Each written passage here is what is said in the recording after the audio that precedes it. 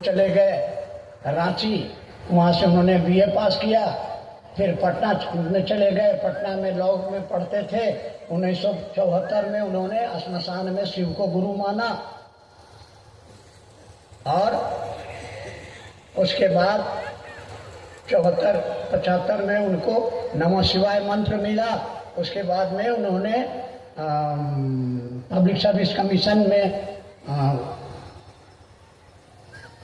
क्या कहते हैं SDM वीडियो बने। वीडियो के बाद में मजिस्ट्रेट बन करके 82 में आए आपके मधेपुरा। फिर मधेपुरा से 88 में ट्रांसफ़र हो करके पटना आ गए और पटना में आ गए तो पटना से 2008 में वो रिटायर किए। फिर चले गए देवघर, देवघर में कुछ दिन रहे। फिर देवघर से चल करके रांची गए, रांची में जा करके उन्होंने शरीर को छोड़ा। यही उनकी ज़िंदगी है। एक और जिज्ञासा है सर कि गुरु भाई बहन हर जगह, हर गांव, हर शहर में सभी जगह के गुरु भाई बहन कहते हैं गुरु का आदेश पर चलिए। हम लोग गुरु आदेश पर नहीं चलते हैं। कैसे चलें कि शिव गुरु सचमुच में सही में कैसे करें? थोड़ा सा लिखने में त्रुटि हुआ है ना। ठीक है, गुरु के आदेश पर कैसे चलें?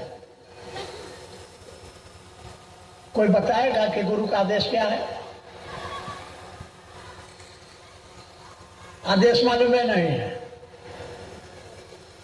आदेश मालूम है नहीं है तो गुरु के आदेश पर चले। सवाल पूछ रहे हैं और क्या क्या आदेश है?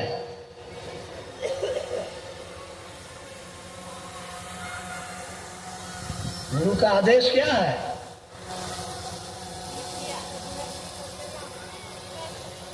कोई आदमी तो बोलिए, क्या है गुरु का आदेश? भाई ये आधा अधूरा है ना। गुरु का स्पष्ट आदेश है कि तुम जो करते हो कहते नहीं हो, तुम जो कहते हो करते नहीं हो, जो करते हो कहते नहीं हो। साहब से पूछा गया, आकाशवाणी हुई, क्या करते हो? कहा कि मैं लोगों को शिव का शिष्य बनाता हूं, मैं लोगों को शिव का शिष्य बनाता हूं। किससे पूछा गया? किससे पूछा गया? हरिंद्रानंद। कौन हरिंद्रानंद? जिसने कहा था कि हे शिव आप मेरे गुरु हैं, मैं आपका शिष्य हूं, सीखूंगा तो तुम्ही से सीखूंगा। कोई बताने वाला उनको नहीं था और गुरु ने उनको कहा कि तुम जो करते हो कहते नहीं हो। तो इन्होंने कहा कि मैं जो करता हूं वही कहता हूं। आवाज ने कहा कि असत्य बोलते हो। इन्होंने कहा कि मुझको झूठ बोलने की आदत नहीं। आवाज ने पूछा, आकाशवाणी हुई, क्या करते हो? तो कहा कि मैं लोगों को शिव का शिष्य बनाता हूं। आप क्या करते हैं? आप कह रहे हैं कि गुरु का आदेश हमसे नहीं होता है। आपको कहा गया कि दूसरों को शिव का शिष्य बनाओ और आप क्या करते हैं? घंटी बजाते हैं और ये सब अगरबत्ती लेके आते हैं और वो कौन चीज है, कुंदाना लेके आते हैं। गुरु का आदेश है? भजन गाने गुरु का आदेश है? आपको तो गुरु का आदेश है कि दूसरों को शिव का शिष्य बनाओ। तो पहले क्या करो? पहले तो स्वयं शिव शिष्य बनो। कैसे शिष्य बनो? तो क्रिया खाओ। आज से महादेव आप मेरे गुरु हैं, आप जो कहिएगा वही करेंगे। एक निष्ठ होइए। साहब ने श्मशान जाना छोड़ दिया, माला जपना छोड़ दिया, भजन गाना छोड़ दिया। उन्होंने कहा कि सीखेंगे तो तुम्ही से सीखेंगे। हम लोग हैं कि तनी भगवती के भजन हो के चाहिए, तनी हनुमानु जी के भजन होने चाहिए। आपके पूजा घरों में जाइए, देखिए 50 को देवी देवता बैठे पड़े हुए हैं। आप एक जगह है ये नहीं। एक निष्ठ। साहब ने कहा कि महादेव के प्रति आपके मन में कोई श्रद्धा नहीं है, कोई विश्वास नहीं है, कोई दिक्कत नहीं है। मेरे प्रति एक निष्ठ होइए, क्योंकि हमको रास्ता देखा हुआ। हमारा उंगली पकड़ के चलिए, हमको छोड़ के चलिएगा, भटक जाइएगा। साहब गुरु का आदेश है, हरिंद्र को बताई विधा, चलने से गुरु की दया मिलती है, और गुरु की दया होगी तब आप चेला होइएगा, गुरु की दया होगी तो आप दया मांगिएगा, गुरु की दया होगी तब आप चर्चा कीजिएगा, गुरु की दया होगी तब आप नमन नमः शिवाय करिएगा। ये सारा खेल गुरु की दया का है। और गुरु की दया कैसे मिलेगी? बोलिए, गुरु की दया कैसे मिलेगी? एकदम छोटा उत्तर है, घाव करे गंभीर। गुरु आदेशित अनुसार करने भर से आग में उंगली डालिए बिना कहे हाथ जल जाएगा। जीभ पर रसगुल्ला डालिए बिना कहे मिठास का अनुभव हो जाएगा। अब रसगुल्ला सामने रखा है या पूछ रहे कि रसगुल्ला मीठ है कि नहीं है, रसगुल्ला मीठ है कि नहीं है, आरती दिखा रहे हैं उसको, अगरबत्ती दिखा रहे हैं, अरे खाओ ना उसको तो बुझा जाएगा कि मीठ है कि तीत है। तो महादेव को कहो कि महादेव आप मेरे गुरु हैं, मेरा मन नहीं बूझ रहा है, बुझाइए हमको रास्ता नहीं दिखाई दे रहा, हमको रास्ता दिखाइए। जो लेना है महादेव से लो, जो कहना है महादेव से कहो। वो नहीं पार लगता है तो साहब ने कहा 11:30 बजे रात के बाद हमसे कहो, महादेव से साहब से कहो। क्या कहो? कि हमसे चर्चा नहीं हो रही है। तो क्या कहने जाए? हमारा बेटवा के नौकरी लगती तो चर्चा कराए, वो देने के लिए तैयार है। भोज आप लोग खाते हैं तो सोचते नहीं है। जिसके यहाँ भोज खाने गए उससे पूछिए कि जिसके कहने पर आपके बेटा को नौकरी लगा, गांव भर को आप खाना खिला दिए, डीजे वाले को पैसा दे दिए, भजन गाने वाले को पैसा दे दिए, और जो नौकरियां दिया उसको का दिए, वो ईमान हो कि नहीं हो? तुम तो 4 दिनों की चांदनी फिर अंधेरी रात। इसलिए हमेशा ही आपका जीवन मुस्कुराते रहे, देना सीखिए, दिल दे के देखो क्या देना है। अरे 50 रुपया को आपसे दिया पारे नहीं लगता है। बोलिए कितना आदमी है जो संस्था में सदस्य बना हुआ है, 50 रुपया महीना देता है? हाथ खड़ा कीजिए तो। सब लोग देते हैं 50 रुपया महीना ना।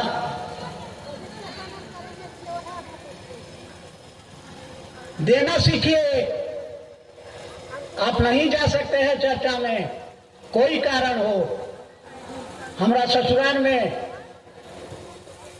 शादी हो रही है, न्योता आया है, नहीं जा रहे हैं, लेकिन खोजते हैं कोई जा रहा है हमरो ले जा 5000 रुपया, वहां रजिस्टर में लिखवा दियो।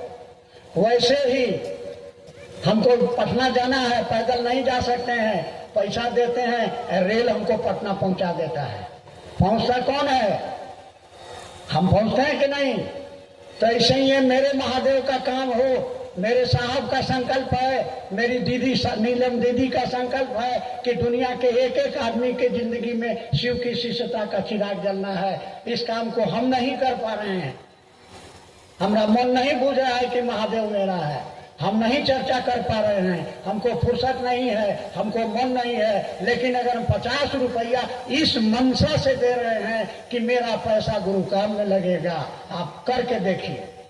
आपको कहानियां हैं सर। हाँ, लोगों का सोच बन गया है कि साहब नहीं तो मुख्यालय नहीं, और इस पैसे का होगा क्या? होगा क्या बता रहे हैं ना। आप लोग सब लोग महात्माओं से कहानी सुने हैं कि जब श्वेत बांध रामेश्वरम पुल बन रहा था लंका पर चढ़ाई के लिए, तो राम जी ने देखा कि एक गिलहरी समुद्र के पानी में देह भिजा के बालू पर लोट-पोट करती है और दौड़ के जा रही है जहां पुल बन रहा है, देह झाड़ देती है, सब बालू गिर जाता है, फिर दौड़ के आती है पानी में डुबकी लगाती है। उसको बुला के पूछे क्या कर रही हो? तो गिलहरी ने कहा कि ये बहुत बड़ा काम हो रहा है, पुल बन रहा है, हम अपना औकात भर मदद कर रहे हैं। हमारे आपके दृष्टि में तो है कि बालू से वो समुद्र का पुल बन रहा है, ये तो वहां पुल का जरूरत नहीं था बालू का, लेकिन उसकी नीयत क्या है, उसकी चाहत क्या है। और राम जी ने उसके पीठ पर जो हाथ डाला, आज भी उसके देह पर उंगलियों का निशान। ये कहानी आपको इसलिए सुनाई जाती है कि आप कितना देते हैं ये महत्वपूर्ण नहीं है, आपको देने के पीछे आपका भाव क्या है इसका महत्व है। एक आदमी 5,000 रुपया दे के फोटो खिंचवा के अखबार में खोज रहा है कि फोटोआ है कि नहीं है। यानी उसकी चाहत ये नहीं है कि कोई आदमी मुसीबत में है उसकी हमने मदद की है, उसकी चाहत है कि हमारा नाम हो कि हम बड़का दानी हैं। उसका परिणाम अलग होगा। जो चुपके से गुप्त दान महादान कहलाता है कि दाएं हाथ से दे दिया, बायां हाथ को भी पता नहीं है।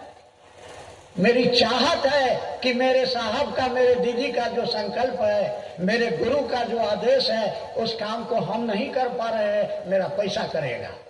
अब इन्होंने पूछा कि साहब नहीं है, इन्होंने पूछा कि वो शरीर में नहीं है। हमारा ससुर मर गया तो हम ससुराल नहीं जाएंगे? हमारा बाप बगीचा खोल लगा के गया है तो क्या हम पौधे को पानी नहीं देंगे? क्या हम उसकी रखवाली नहीं करेंगे? क्या हम उसकी खाद पानी नहीं डालेंगे? हैं? आपके दरवाजे पर भिखमंगा आता है, आप उसको 8 आना दे देते हैं, उसके पीछे देखने जाते हैं कि इसका दारू पिएगा कि बीड़ी पिएगा कि खाना खाएगा। अगर वो उसका बीड़ी पीता है, उसका दारू पीता है तो उसका लीवर खराब होगा, उसको टीबी पकड़ेगा। लेकिन आपने जिस नियत से उसको दिया है उसका फल आपको देगा। साहब हमेशा कहते थे कि महादेव के नाम पर आपने जो दिया है, महादेव सूद के साथ आपको लौटा देगा। इस बात की चिंता मत कीजिए कि हमारे पैसे से कोई दारू पी रहा है, कोई हवाई जहाज पर उड़ रहा है, तो जो जैसा करेगा अपना भोगेगा। आपने जो किया है, आपने धरती माता को अगर एक अच्छा बीज दिया है तो एक अच्छी फसल आपको मिलेगी। ये बिल्कुल सत्यापित सत्य है। नहीं है तो आजमा के देख लो। हम कॉलेज में हरदम कहते थे कि रसगुल्ला खाना तो मेरे बाएं हाथ का खेल है, अगर नहीं विश्वास है तो खिला के देखो। आज तक कोई खिलाने के लिए तैयार नहीं होगा। इसी महादेव कह रहे हैं कि आप देखे तो देखो, क्या एक नियत से देखो, तुम्हारी नियत क्या है, कर भला तो बस। ये मूल सिद्धांत याद रखिए। आप पैसा दे रहे हैं, हम किसी कारण से नहीं जा पा रहे हैं चर्चा में, मेरा पैसा जाएगा। मेरे इलाका का, मेरे शहर का, मेरे बस्ती का, मेरे पड़ोस का कोई आदमी है, गरीब है, लेकिन दिन रात न्योता जा रहा है, चर्चा में जा रहा है, उसको एक मुट्ठी चूड़े दे दीजिएगा कि भैया रास्ता में खा लिया। आपकी नीयत देखिए, आपको करोड़पति बना देगी। नियत आपकी क्या है? अब आप सोचिएगा कि एकरा एक मुट्ठी चावल देवे, ऐसने एकरा 100 मुट्ठी चावल हो जाते तो एकरा पास तो 100 मुट्ठी चावल माने 10 किलो हो जाते, बेचते, बेच के पैसा लगते, ओकर बाद दारू पी जाते, तब तो नहीं होगा। आपकी मनसा ठीक है, आपको उसका लाभ मिलेगा। इसलिए देना सीखिए। आप श्रद्धा और विश्वास नहीं है, कहां से देंगे? लेकिन पैसा तो है, नहीं है तो बचा के देंगे। करके देखिए। और जिज्ञासा है कि हमारा परिणाम शिव तक कैसे पहुंचेगा? जैसे आप कहते हैं कि हमारा बेटवा के नौकरी हो जाते तो चर्चा करेगा, वो कैसे पहुंचता है? वो कैसे पहुंच जाता है? मामला दिल का है, दिल से बोलिए ना भाई। वो तो सर्वज्ञ है, सर्वज्ञ है, सब जगह विद्यमान है। आप जरा दिल से बोलिए तो उसको प्रणाम करिए। प्रणाम क्यों कर रहे हैं? अरे वो आपका बाप है। वो कौन है? वो महादेव कौन है? मेरा है, मेरा। तुम्हें सर्वम, सब कुछ वही मेरा है। उस अपने महादेव को जब आप कहिएगा कि हे महादेव प्रणाम, तो प्रणाम के लिए प्रणाम करिएगा तो आशीर्वाद मिलेगा। अब बेटिया के ब्याह के लिए प्रणाम करिएगा तो बेटी का ब्याह भी होगा। लेकिन आगे फिर क्या होगा इसका जिम्मा वो नहीं लेगा। लेकिन अगर आप अपने गुरु को प्रणाम के लिए प्रणाम करिएगा तो आशीर्वाद होगा, और आशीर्वाद का मतलब आपका जीवन धन्य होगा। प्रणाम तो करिए। एक और जिज्ञासा है। गौतम कुमार रामनगर से लिखे हैं हम जानना चाहते हैं कि गुरु भाई के द्वारा अन्य संप्रदाय के व्यक्ति को सम्मान नहीं करनी चाहिए।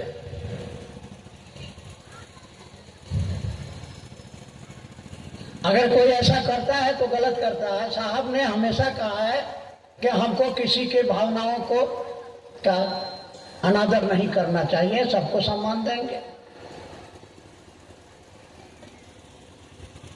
शिव की शिष्यता में हमेशा याद रखना है कि ये सारे के सारी सृष्टि महादेव की है। कण कण में महादेव बैठे हुए हैं और अपने महादेव का अनादर कोई अगर करता है तो ये तो गलत बात है। इसकी इजाजत हमारे साहब श्री हरिनारायण जी ने नहीं दी है। ऐसा कहीं नहीं लिखा गया है कि आप दूसरे का उपहास कीजिए, दूसरे का अनादर कीजिए। हम सबका सादर आदर करेंगे, सम्मान देंगे। एक और जिज्ञासा है, एक भाई साहब लिखे हैं, शिव गुरु शिष्यता में जाति पाति करना होता है क्या? शिव शिष्यता में जाति पाति पर ध्यान नहीं दिया जाता है।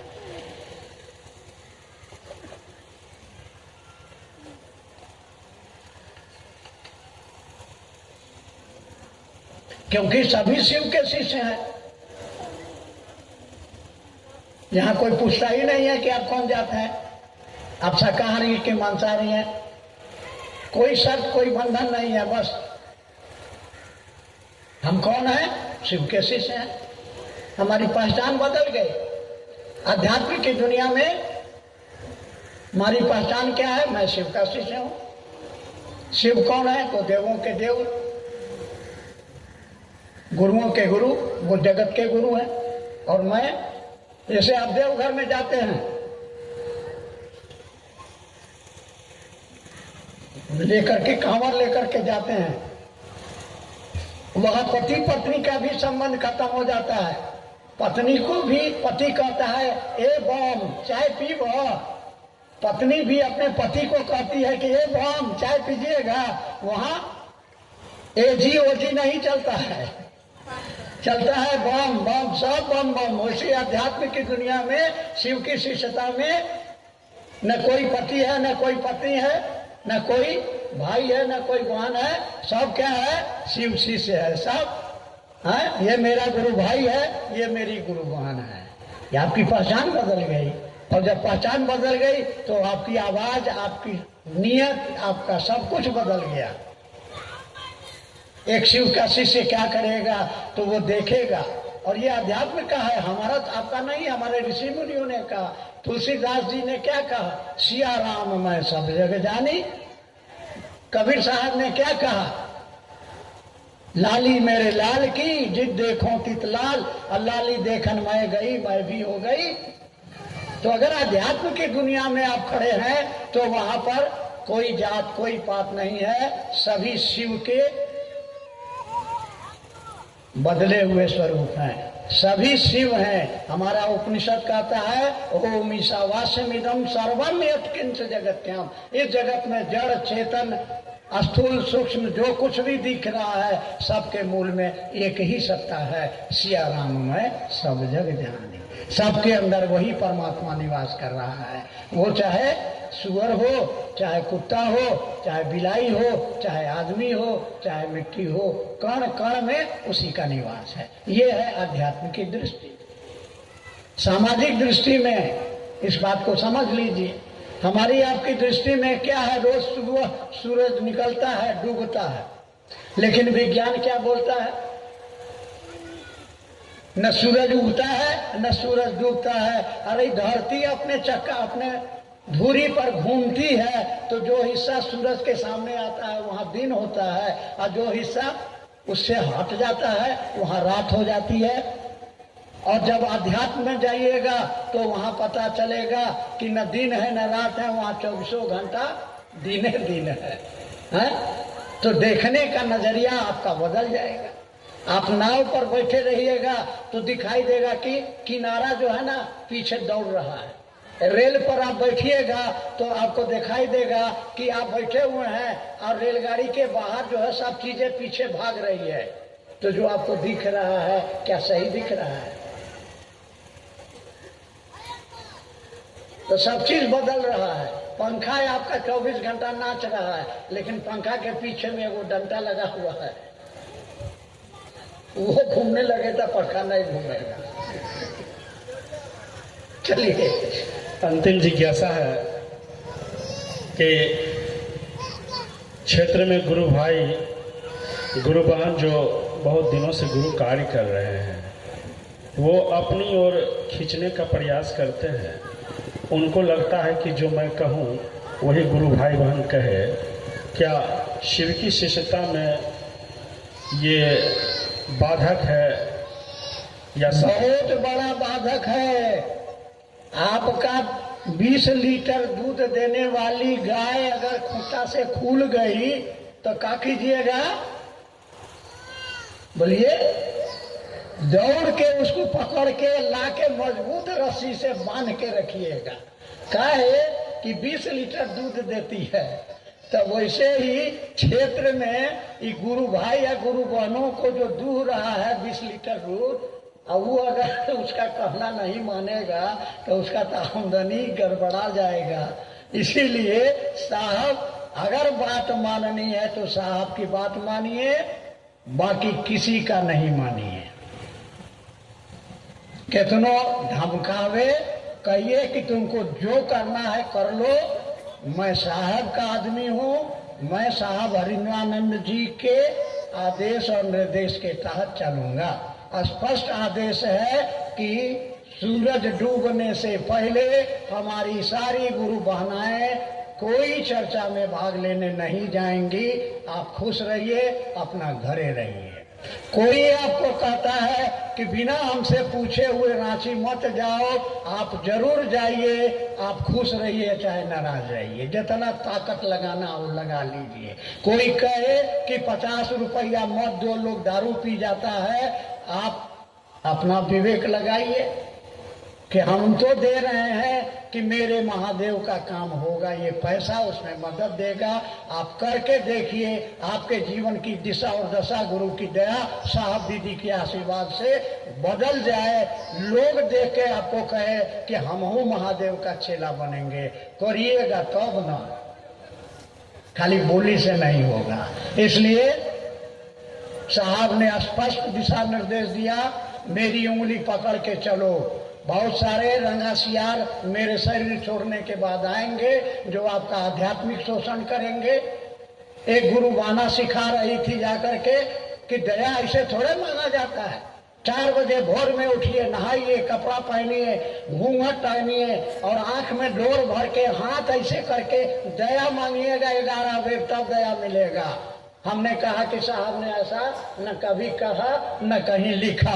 ये आपका आध्यात्मिक शोषण करेगा। उसके बाद कहेगा निकालो 500 रुपया दो। देख लीजिए, ये ढोंग और पाखंडी लोग आपके बीच बैठे हुए हैं, आपको गलत रास्ता दिखाने के लिए। आप मत फंसिए। इसीलिए साहब ने किताब लिख दी है, उस किताब को पढ़िए। वह महादेव आपको सब कुछ देने के लिए तैयार है। शर्त इतना ही है कि आप उसको पुकार के कहिए कि महादेव दया करके बता, मेरे मन को बुझा दीजिए कि आप मेरे हैं। आप मन को अपना बुझ जाइए कि महादेव मेरा है। महादेव साहब हमेशा कहते थे, क्या कहते थे? भूल गया सब कुछ, याद नहीं अब कुछ, मगर एक बात नहीं भूली। क्या? महादेव मैं तुमसे प्यार करता हूँ, महादेव मैं तुमसे प्यार करता हूँ। आपका सर्वस्व क्या है? एकमात्र महादेव ही आपका अपना है इस धरती पर, बाकी कुछ भी आपका अपना नहीं। कोई आपका अपना नहीं है। आपका अपना अगर कोई है वो सिर्फ और सिर्फ महादेव है। आप उसको कह के देखिए, उस पर विश्वास करके देखिए। नहीं है विश्वास, कहिए उसको कि हमको नहीं है विश्वास, वो आप में विश्वास पैदा कर देगा। लेकिन कहना तो होगा। और कुछ?